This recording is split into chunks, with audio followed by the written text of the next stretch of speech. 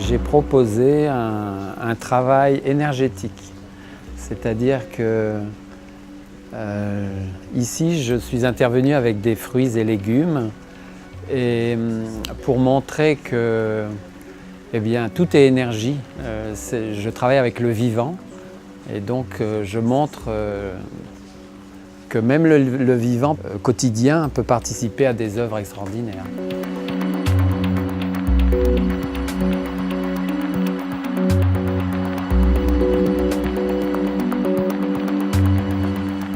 Vous avez des cercles qui sont tracés avec un rayon de 1,60 m, c'est-à-dire le nombre d'or. Chaque cercle représente un petit peu comme une émanation du cercle central qui se trouve ici. Le dessin central est le symbole de la fleur de vie. Les gens d'instinct aiment ces formes, hein. Ce sont des formes que l'inconscient reconnaît tout de suite et c'est apaisant.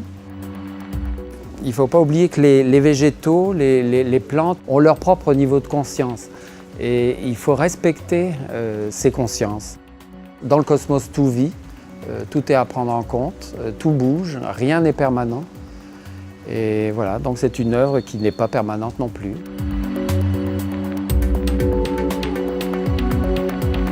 Ce travail énergétique se rapproche des mandalas tibétains. C'est-à-dire que ce sont des œuvres éphémères parce que c'est le faire qui est plus important que l'objet terminé. C'est interagir avec le cosmos, hein. Donc on revient à la physique quantique, on agit sur l'environnement parce que nous sommes, nous pensons et nous créons.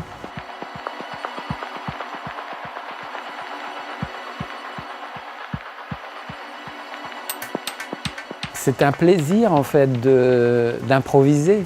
J'ai eu des légumes que je n'avais absolument pas demandé et qui sont arrivés là. Et en fait, c'est presque le point de départ d'un cercle ou d'une partie d'œuvre.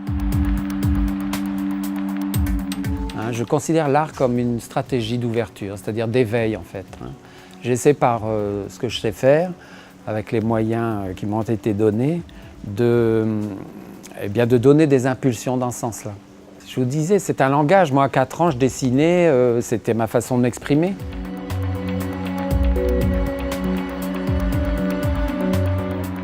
Ce qui est extraordinaire, c'est que beaucoup de gens ont participé. C'est-à-dire que celui-ci, par exemple, autour de l'arbre, ce cercle a été fait par des visiteurs.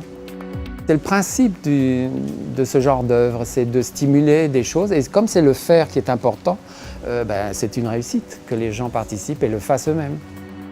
Moi, je trouve ça stimulant. Tout prévoir à l'avance, de toute façon, c'est pas possible. Hein. Donc autant se laisser. Et c'est un principe de la vie aussi, justement. Le lâcher-prise est tellement important.